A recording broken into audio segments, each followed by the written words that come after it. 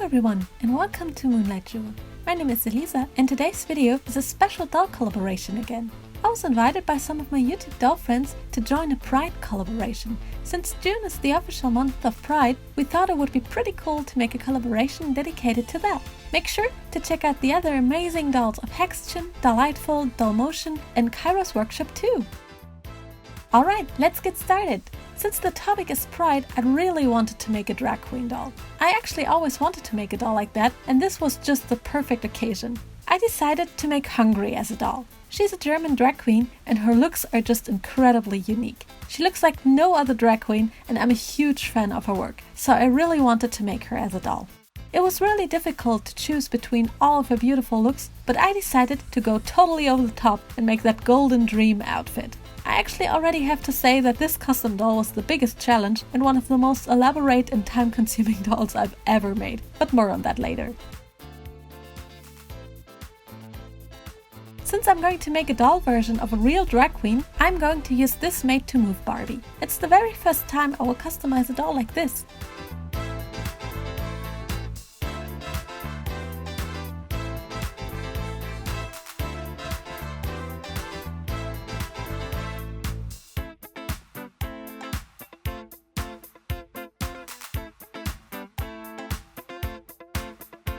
After removing her factory paint, I'm separating some of her hair to create that signature shaved triangle and the undercut Hungry has. Cut the hair on these spots of the head and carefully remove the stubbles from the inside of the head.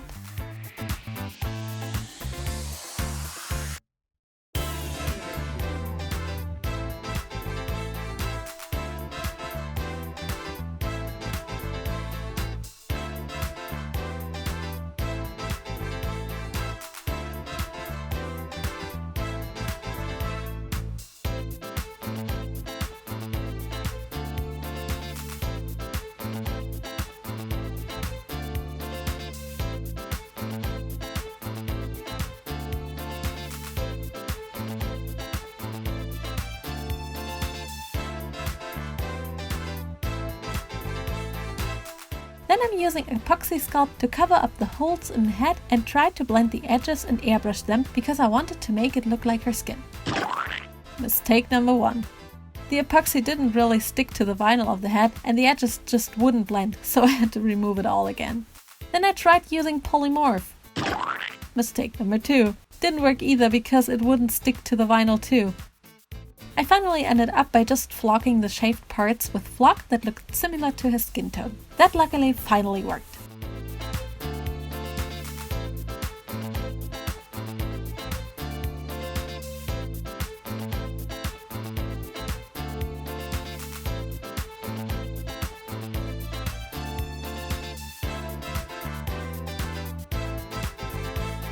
Let's paint her face. The face up on this doll was so much fun. I begin by giving her some basic contouring.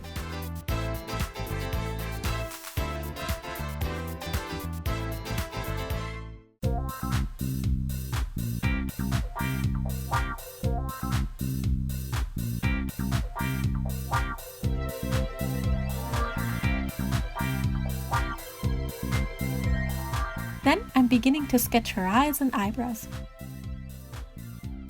Then I'm adding the red triangle on the face, adding all the details with golden acrylic paint and finish everything up with glitter.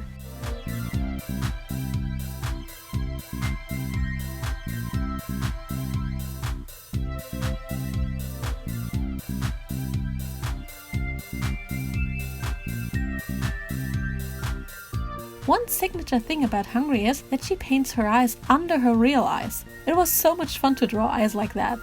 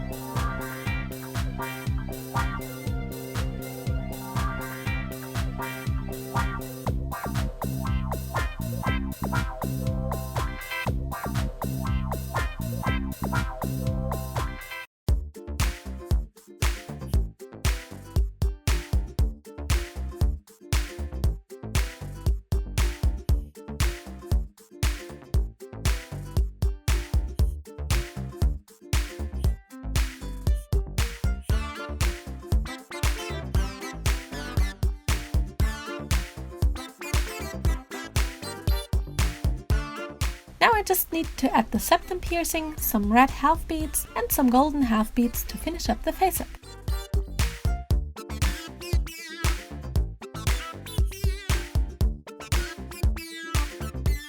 I'm making Hungry's jewelry from golden vinyl. I made vector graphics in the shapes and sizes of the actual jewelry, cut them out with a circuit, glued the sticky sides together and add all the rhinestones on them.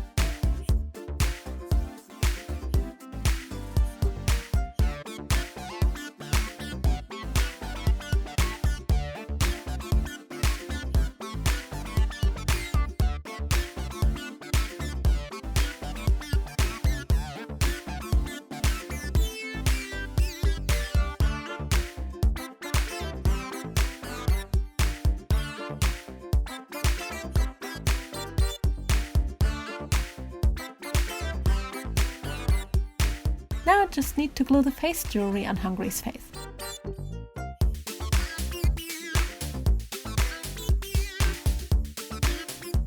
Wow, this looks so cool! I decided to put her hair into a simple bun. Time for some body adjustments. Since Hungry doesn't wear fake boobs and almost always wears corsets, I'm sanding down the chest of the doll and smooth out the holes and everything with epoxy. Then I used Hexchin's technique from his Violet Tchotchke doll by cutting her in half, adding wire in between and sculpting a corset waist.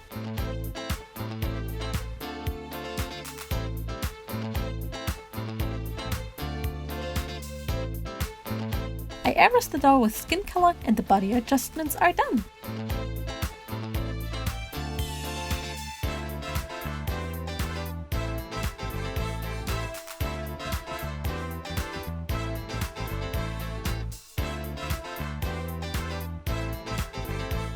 Now she needs her tattoos. I researched quite a lot to find most of Hungry's tattoos, print them out on decal vinyl and put them onto the doll. You just cut them out, put them in warm water, place them, dry them up a bit and seal them with matte varnish.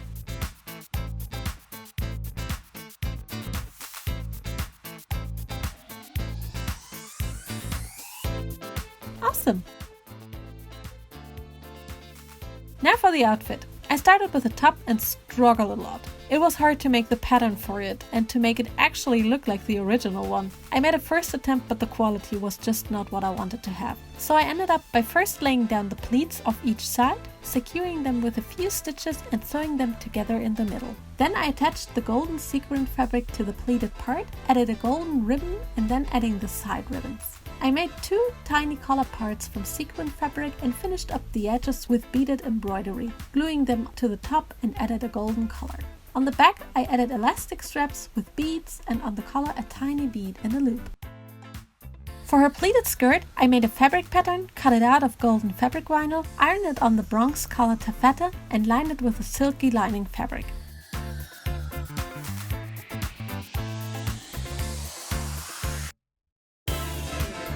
Since I couldn't find a suitable ribbon, I sewed a golden ribbon on the edges and hand-stitched sequins and beads on it. That took me roughly 3 to 4 hours, but it was worth the work.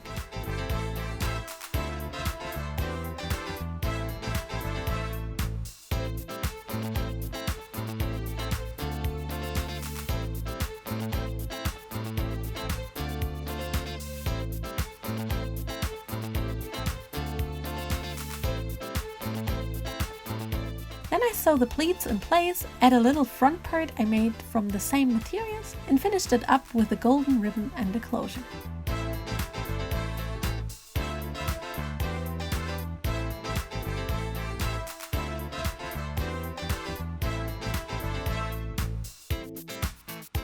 Since I couldn't find pictures of the lower part of the outfit, I had to improvise and made a double layered sequin skirt and lined it with silky lining too.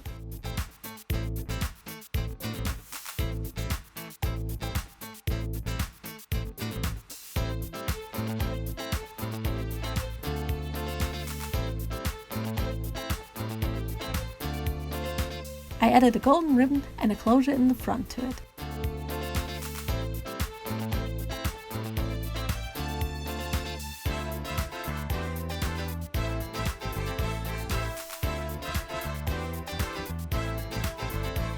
For the belt, I made a little fabric pattern in golden vinyl, ironed it on the fabric, glued down the seams and added a buckle I made from some of the leftover gears I had from my steampunk doll and a red rhinestone. I glued it on and added a little snap button in the back.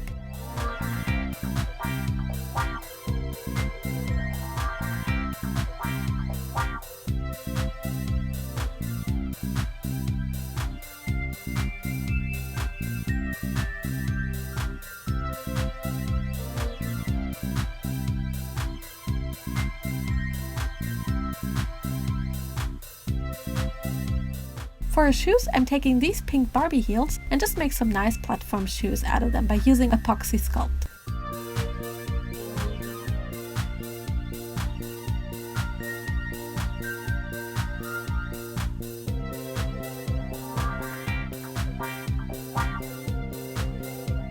After they were dry, I sanded them, painted them black and then gold.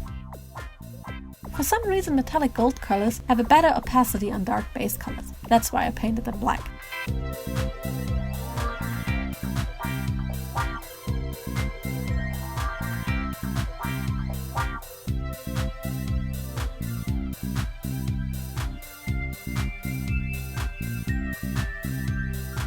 The most challenging and frustrating part was definitely the crown. I literally had no idea how to make it until the very last minute. I first tried some wire weaving techniques, but it just didn't match with all the other jewelries, so I had to make them from the vinyl. But how? I spent quite some time in figuring out the right shape of the pattern piece for the crown. In the end, I got it and made the base the same way I made the other jewelry. Then I dazzled it with rhinestones and little flower beads, and after all that was done, I made the spikes, dazzled them and glued some tiny wires on the back of them to be able to bend them in shape. Then I glued them on the crown, and the crown is finally done.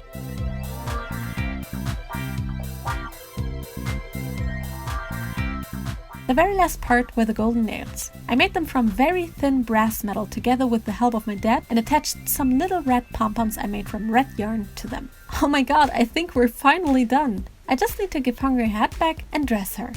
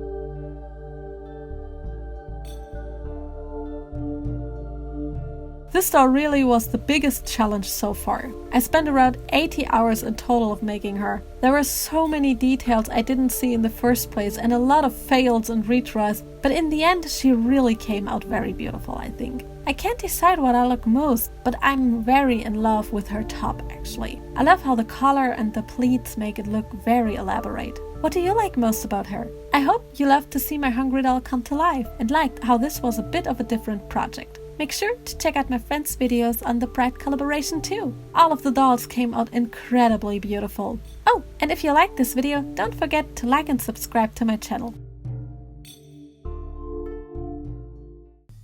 And here's a shout out to my amazing patrons. Thank you so incredibly much for your support. Without you, I wouldn't be able to make videos. Thank you so much for watching and have a beautiful creative day. Bye!